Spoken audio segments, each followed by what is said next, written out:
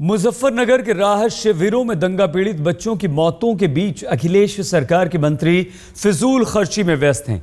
Study tour पर Amsterdam गए कुछ मंत्री तो 7 स्टार होटल्स के उस स्यूट में ठहरे हैं जिसका एक रात का किराया लगभग 3 लाख रुपए है। ये एक गरीब राज्य के शाह खर्च मंत्री हैं। यूपी के इन मंत्रियों को गौर से देखिए।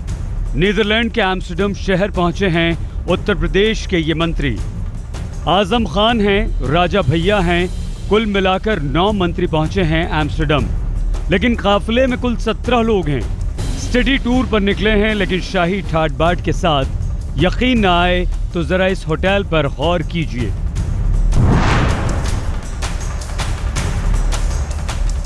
एम्स्टर्डम पहुंचे यूपी के मंत्रियों का जत्था जिस होटल में ठहरा है वो शहर के सबसे महंगे होटल्स में शुमार है। खबर है कि कुछ मंत्री तो प्रेसिडेंशियल स्यूट में ठहरे हैं।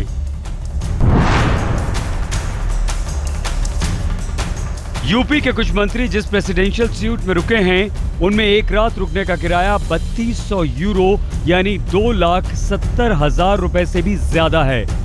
पढ़ाई के नाम पर हो रही इस फिजूल खर्ची की चिंता न तो यूपी सरकार को है और न ही विदेश आए इन मंत्रियों को।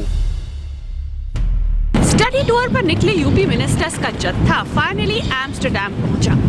काफी आराम और इत्मीनान से वो लोग एम्स्टर्डम एयरपोर्ट पर उतरे जब तक कि उन्होंने हमें नहीं देखा। उसके बाद काफी सकपका गए और उसके बाद ये जानना चाहा कि कहीं मैं मीडिया से दूर नहीं हूँ।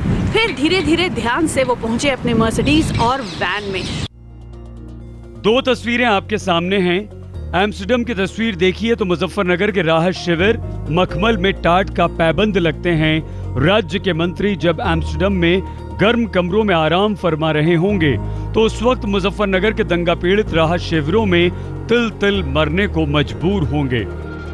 एम्स्टर्डम पहुंचे इन मंत्रियों में आजम खान भी शामिल हैं जो मुजफ्फरनगर के दंगा पीड़ितों के हमदर्द होने का बार बार दावा करते रहे हैं। लेकिन विदेश में जनता का पैसा लुटाते वक्त शायद इन्हें भी मुजफ्फरनगर के राहत शिविरों में मर रहे बच्चों की याद बिल्कुल नहीं आई।